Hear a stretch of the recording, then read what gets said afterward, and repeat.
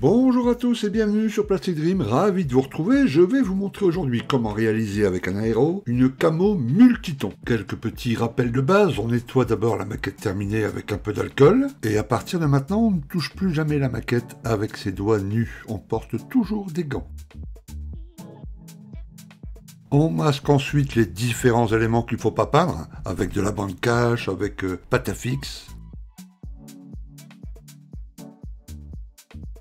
Avant de passer l'après-noir, on va peindre la couleur intérieure du cockpit, ici le vert intérieur.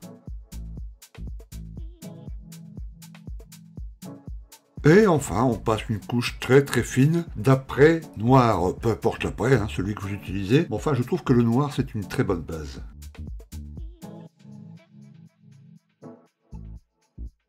Ok, voilà, notre appareil est prêt. Alors, on a passé l'après-noir, et ensuite, suivant l'appareil que vous faites, évidemment, on fait le dessous. Là, c'est du sky, sur le vôtre, ça sera sans doute une autre couleur. On masque les bords ici au masque cache, bande cache normale. Ok. Et au-dessus, on passe entièrement la couleur la plus claire. Peu importe la camo que vous avez, la couleur la plus claire sur tout le dessus de l'appareil. Alors, voilà la camo qu'on va faire. Ok, ici. Donc vous voyez, c'est des bornettes, légèrement arrondies. Bon. Alors ça, vous avez plusieurs façons de le faire. Bon, il y a la façon pour les masters, pour les balèzes, c'est-à-dire faire ça à l'aéro. Mais faire des bornettes à l'aéro, c'est déjà un peu plus compliqué. Faire des bords flous, c'est parfait. Mais des bornettes, c'est voire impossible. Okay. Alors, qu'est-ce qui reste comme solution? La solution avec la pâte à fixe. On fait des rouleaux de pâte à fixe, ok, beaucoup plus, très fin, beaucoup plus fin que ça, et puis on les forme, on les colle, etc. Ça aussi, c'est pour les bords flous. Faire des bornettes avec ça, c'est pas possible. Pareil avec ça, c'est la même chose. Pas possible. Alors, qu'est-ce qui reste comme solution? Ben ça, voilà, petite bande cache, Tamiya, mais il y a plein de marques qui font ça, AK, Amo, tout ce que vous voulez, ok. Et puis, voilà, c'est un fil qui est assez souple, on peut faire des cercles, des petites arrondis, je veux dire, mais faire des arrondis comme ça, là, rien que celui-là, le petit là, ici, là, difficile. Alors moi, j'ai une technique qui vaut ce qu'elle vaut, mais elle fonctionne très bien. Alors, je vais pousser ça un peu. C'est la technique avec, voilà, Loramasque 810. Un truc comme ça, regardez comment il y en a beaucoup. Ça coûte 15 balles, et vous en avez assez pour... allez, on va dire 50, 60 avions peut-être. Voilà, moi je l'ai acheté il y a un paquet de temps, quand j'ai eu acheté ma silhouette là. Et vous voyez, je ne l'ai pas encore fini, j'ai encore de quoi faire pas mal d'avions. Donc c'est vraiment pas cher. Alors, c'est un masque, alors on va en découper une feuille. Ok, alors je vais vous montrer. C'est une feuille de masque qui est transparente, qui est très souple, et qui est repositionnable. Vous pouvez le décoller, recoller. Vous voyez, c'est légèrement transparent. Voilà. Donc pour faire ce genre de masque, c'est assez parfait. Et moi j'ai une technique, je vais vous montrer. Alors il vous faut une feuille d'Oramasque, ok. Il vous faut un cutter avec une lame neuve, super tranchante, des ciseaux, hop, et un stylo bille. Ok. Voilà. La technique est très simple. Et en plus, c'est une technique qui est très secure. C'est-à-dire vous allez assurer une très belle camo. Vous allez voir. Alors, là, j'ai fait déjà deux petites choses, là. Mais je vais vous montrer toute l'aile ici. On va faire toute l'aile ensemble. Ok. Alors, on va découper. Voilà ma feuille d'Oramasque. On va découper à peu près de quoi faire une aile. Ok. Donc, vous utilisez vos ciseaux.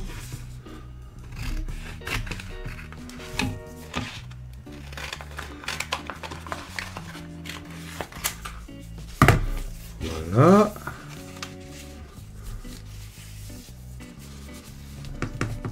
Et puis on va à peu près...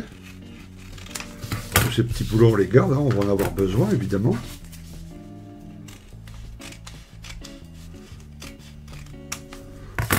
Très bien, parfait. Alors on va détacher la feuille d'Oramasque et on va la coller sur l'aile. On va garder... Ça on le garde. On le met de côté, on va en avoir besoin dans quelques minutes, vous allez comprendre. Voilà, on va coller ça sur l'aile.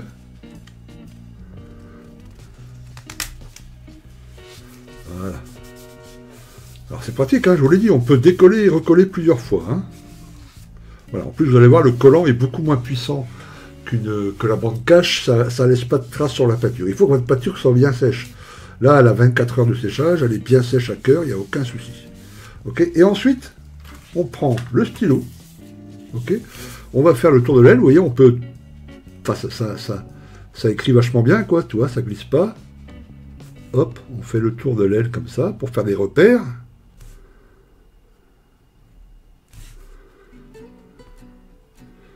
Et j'aime beaucoup, beaucoup cette technique. Tous mes camos à bornette. Je fais pratiquement toutes mes camos à bornette, moi. Hein, vous savez, les camos à bord flou sur du 48, moi, je préfère faire comme ça. Hein. Hop, ok. Et ensuite, on prend son plan de camo, ok, qui est là. Parfait. Voilà. Tu vois, et puis, on dessine. C'est tout simple. On se repère par rapport aux éléments, ligne de structure, rivets, etc. Et puis on va dessiner la camo. Ok. Donc là, 1, 2, 3, 4, 5. 1, 2, 3, 4, 5. Voilà, ça va partir comme ça. Hop. Parfait. Ça monte à peu près ici. Et hop là.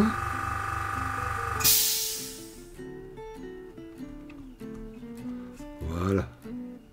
Ok. Ici, ça démarre ici. Yes. Ok. Ok. Ici, il va y avoir la grosse cocarde, là. Hop. Et ça va arriver à peu près ici. Hop, là. Hop. Voilà.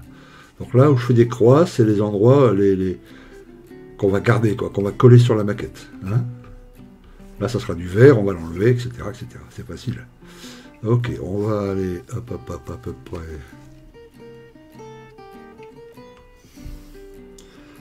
Ok.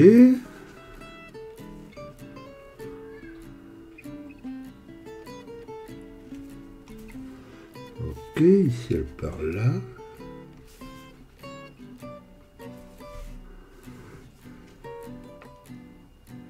Et on peut vraiment s'appliquer, quoi.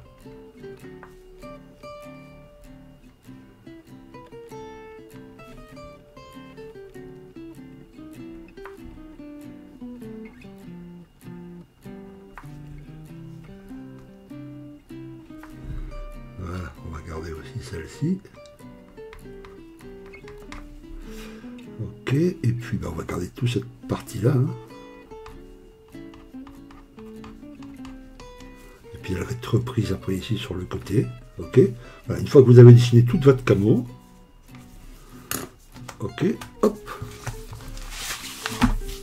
On détache la feuille, on va la recoller là-dessus. Vous voyez, ça laisse aucune trace de colle, hein, c'est nickel. Hop.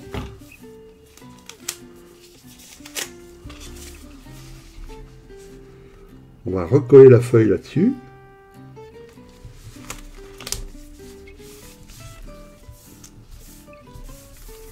Hein, c'est pour ça que j'utilise le crayon, un crayon à billes.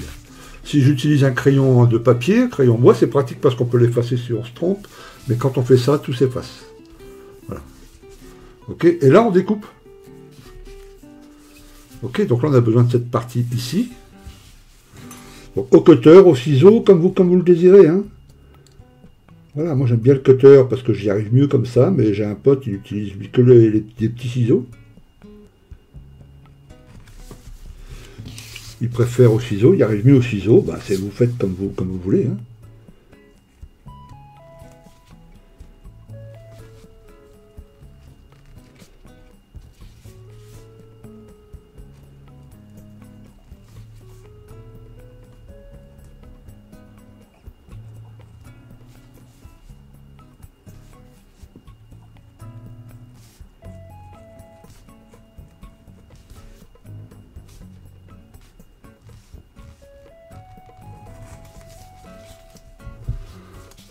Ok.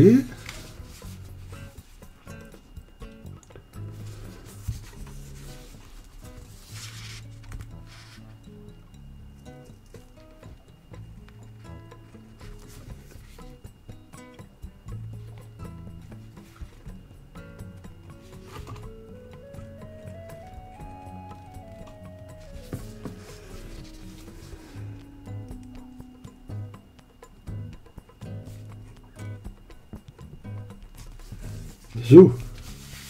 Voilà, on peut le retravailler, si on s'aperçoit qu'on a mal coupé, machin, on peut... Voilà. Et puis, on va la coller là. Voilà, c'est tout simple. On a fait les petits repères là. Donc ça va être à peu près comme ça. Ok, repère ici, on redécolle le truc. On prend très vite le coup de main, hein. Ça va très très vite à faire quelque chose de vraiment sympa.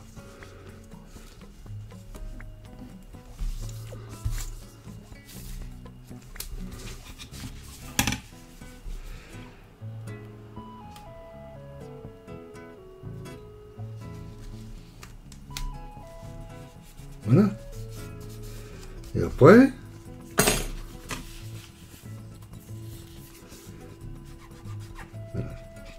l'indispensable coton-tige qu'on humidifie un peu, et là on tape bien sur tous les bords, et là ça colle parfaitement, quoi.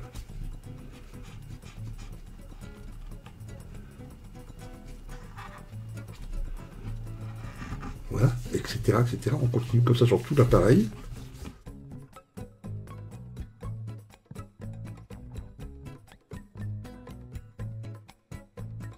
Voilà, on va la mettre bien comme il faut, c'est parfait.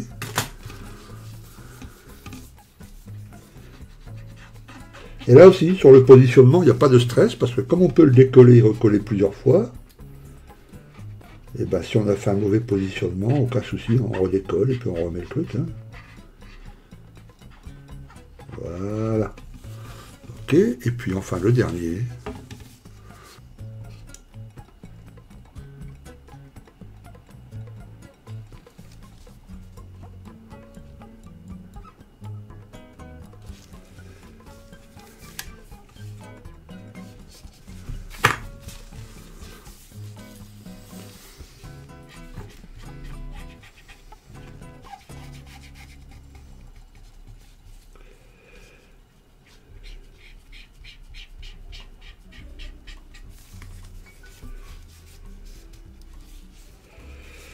Voilà.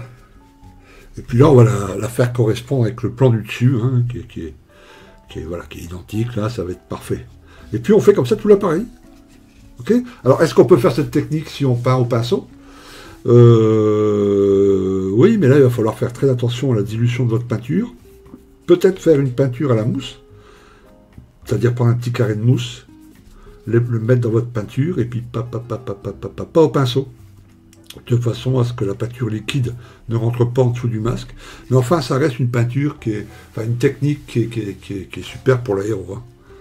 Voilà. Au pinceau, j'ai jamais testé. Quand j'avais des bornettes, je faisais ça à la main. À voir, quoi, à voir. Mais là, l'aéro, vous allez voir, c'est parfait. Là, je vais finir l'appareil complètement. Ok. Et puis ensuite, on passe la deuxième peinture, la deuxième couleur, le vert. On va le passer ensemble. Je vais vous montrer comment on la passe, etc. Enfin, il y a 2-3 petites choses à faire attention.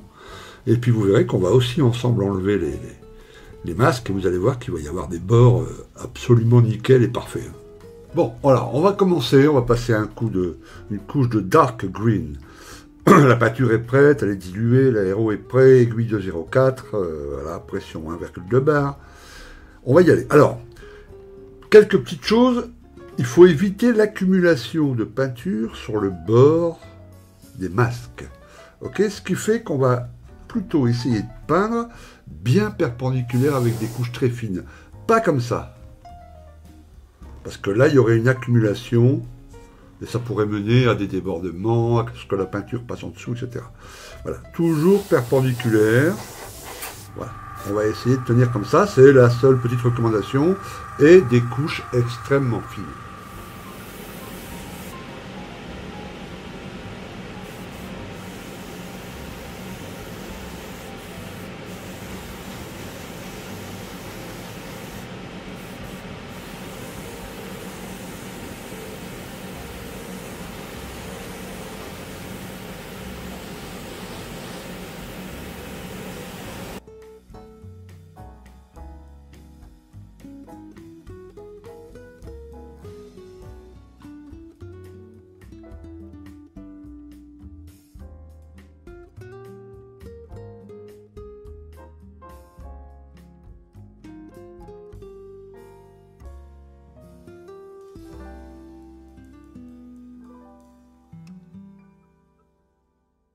Voilà, c'est passé. Alors, si votre camo ne comporte que 2 peintures, la procédure s'arrête ici. On laisse sécher ou toucher 20-30 minutes, on enlève les masques, on laisse sécher encore jusqu'au lendemain, et puis on continue ce qu'on a à faire, du X22, les décals, etc., etc. Bon, si vous avez 3 couleurs, c'est-à-dire qu'il y en a encore une après ça, on laisse sécher 24 heures, en laissant les masques, on ne touche pas aux masques, ok, et ensuite on remasque pour la 3e peinture.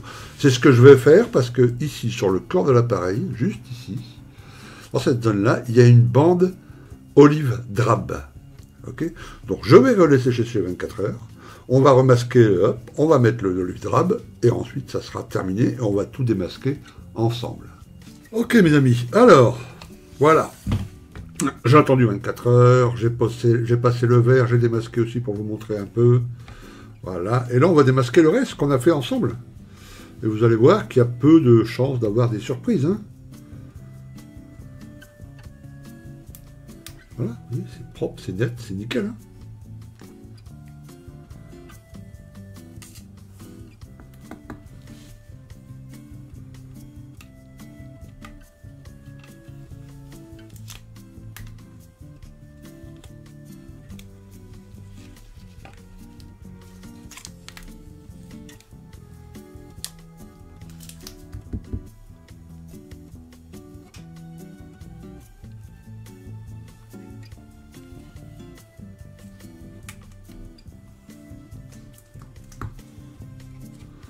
Et voilà, vous voyez, quelle belle camo, et puis vraiment conforme au plan Edward. Vous voyez, c'est bien droit, c'est bien net, c'est impeccable.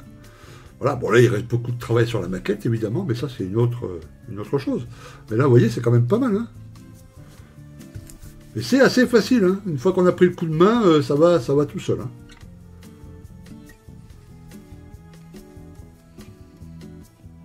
Alors voilà pour ce petit tutoriel, j'espère qu'il vous aura été utile. N'hésitez pas à me dire dans les commentaires si vous avez d'autres questions ou s'il y a un truc que vous n'avez pas compris, n'hésitez surtout pas. Et puis voilà, là je vais continuer ce P40E Warhawk. Je ferai une petite vidéo de quelques minutes juste pour vous montrer le résultat final. Et puis je vous parler un peu du kit Edward dans cette maquette et tirée. Voilà. Je vais continuer tranquillement. Je vous dis à très très bientôt. Maquettez bien. Je vous mets en dessous de la vidéo le lien vers le Loramasque 810, que vous puissiez vous en procurer un rouleau. Vous allez voir, c'est quand même assez pratique. Est-ce qu'on peut le faire sur des blindés? Là, ça marche bien sur l'avion parce que les surfaces sont pleines. Sur un blindé, il y a toujours plein de petits trucs, de petits machins. Je suis pas sûr que le Loramasque, ça soit une bonne solution. Je pense que c'est plutôt les surfaces planes, donc les avions, peut-être sur une voiture ou une chose comme ça, mais sur un blindé, j'hésiterai quand même. Ok? En tout cas, merci à vous. Merci d'avoir regardé cette vidéo. Je vous embrasse, m'inquiétez bien. À plus, ciao!